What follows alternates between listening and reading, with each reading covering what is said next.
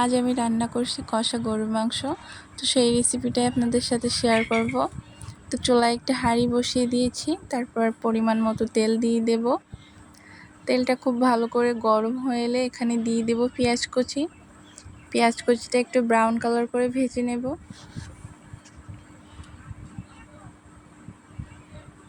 পেঁয়াজটা ভাজা হয়ে গেলে এখানে আমি দিয়ে দিব রসুন বাটা আর আদা বাটা, দিয়ে একটু নেড়ে নেব। তারপর এখানে দিয়ে দেব শুকনো লঙ্কা বাটা। শুকনো লঙ্কা বাটা দেওয়ার পরে এখানে আমি আবার দিয়ে দেব জিরা বাটা।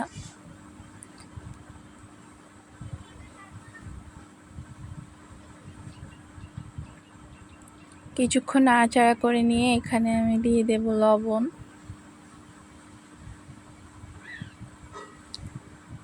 লবণটা দিয়ে মশলাগুলো খুব ভালোভাবে নাড়াচাড়া করে নেব। কিছুক্ষণ নাড়াচাড়া করে নিয়ে এখানে আমার মশলায় তেল ছেড়ে গেছে। তারপর দিয়ে দেব কেটে ধুয়ে রাখা গরুর মাংস।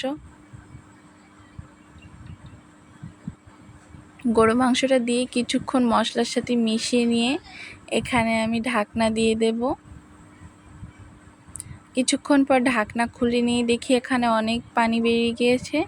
এজন্য আমার কষানোর জন্য আলাদা করে কোনো পানি দেওয়া লাগবে না।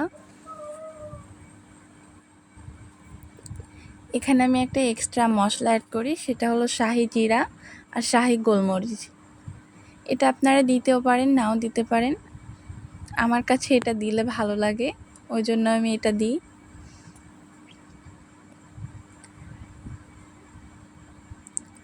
কষানো শেষ হয়ে যাওয়ার পর্যায়ে এখানে আমি দিয়ে দেব হলুদ।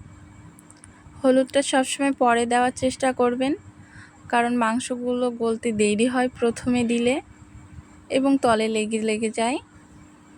ওই জন্য আমি সবসময় কষানোর পরেই দিই হলুদ। এখানে খুব ভালো মতো কষানো হয়ে গেছে। এখানে আমি 4টা রসুন দিয়ে দেব, গোটা রসুন। আমার বাসায় সবাই গোটা রসুন পছন্দ করে, ওই জন্যই আমি এটা দিয়েছি। যেহেতু গরুর মাংস, ওই জন্য আমি রসুনটা পরে দিয়েছি। এখানে আমার মাংসটাও খুব ভালো করে কষানো হয়ে গেছে। এবার আমি এখানে দিয়ে দেব পরিমাণ মতো পানি।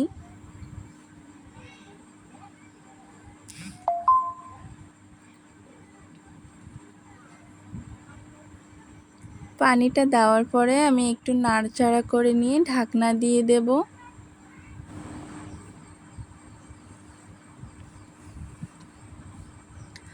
ঢাকনাটা দেওয়ার পর আমি খুব ভালো করে জাল করে নেব। কিছুক্ষণ জাল করে নেওয়ার পর আমি ঢাকনাটা তুলে নেব, নিয়ে এখানে দিয়ে দেব গরম মশলা বাটা। আমি এখানে কিন্তু সবগুলো বাটা মশলাই ব্যবহার করছি। গরম মশলা বাটাটা দিয়ে আবারও কিছুক্ষণ জাল করে নিলে আমার মাংসটা হয়ে যাবে।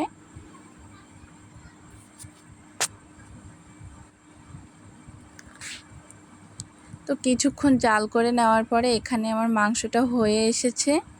এবার আমি নামিয়ে নেব। তো আমার চ্যানেলটি আপনাদের যদি ভালো লেগে থাকে, আপনারা সবাই শেয়ার করবেন, কমেন্ট করবেন এবং সাবস্ক্রাইব করবেন। আর কোনো ভুল ত্রুটি হয়ে থাকলে কমেন্টে জানিয়ে দেবেন। আল্লাহ হাফেজ।